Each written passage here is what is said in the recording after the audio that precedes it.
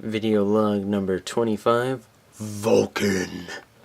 Alright, so Vulcan is my titan of armor, basically.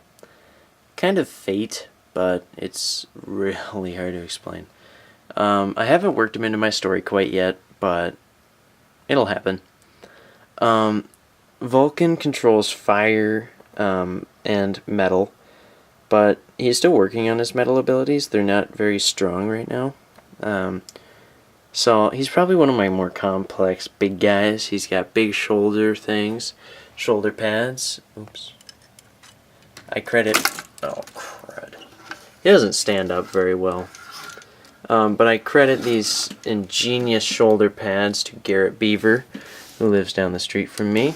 He came over one time and I was like, hey, you want to build Bionicle? He's like, sure, let's try it out. And he came up with these really cool pieces. Yeah, and there's one on each side. Yeah, they're pretty cool. He has spikes going down most of his back and tail.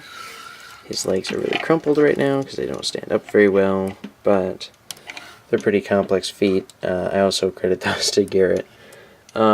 He has small wings. They don't do much, but he has a limited flight ability.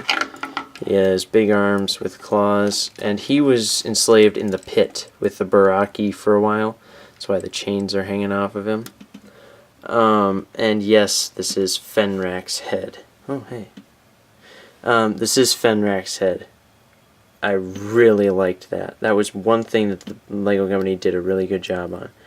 And so I think that worked really well for him. However, I lost 2 of the teeth. So, using glow-in-the-dark pieces, which are actually kind of cool when we're doing Bionicles in the dark.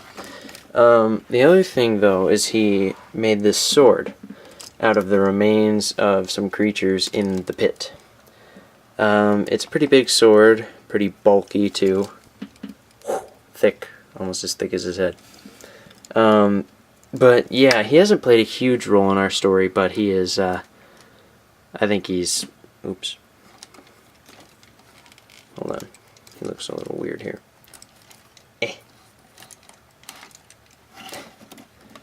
Oh, darn it. There we go. He hasn't played a huge role in our story, but I think he's pretty awesome. So, Vulcan.